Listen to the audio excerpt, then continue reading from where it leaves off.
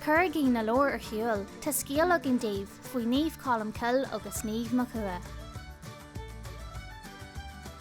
Fur Cholmcille litir bhrónach ó na chean chara Mochua. Tá an luthóg, an chulóg agus an cilleach sean cháirde de mo chuid imithe. Ní heglam a bheith beo ganiad. Bhí Mochua ina choní leis chéan in Chleamairí Ard Mhacha agus ní raibh aige ach a cháirde an luthóg, an chulóg agus an cilleach. Bhí rudidir leigh le deanú ag ahan ceann acu.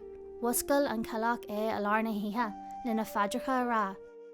Lí an luthóg a chluasa lena chur ina hí ar maidín, agus darc an chulóg inné an taí nar bhí sé ag leo.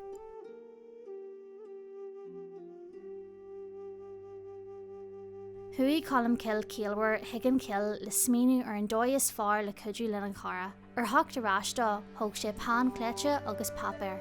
A chara a díal, tá mé aonteach burtha, ach nach orta a bhí an tau a lehéid de chairde aontathe a bheith agat le linn.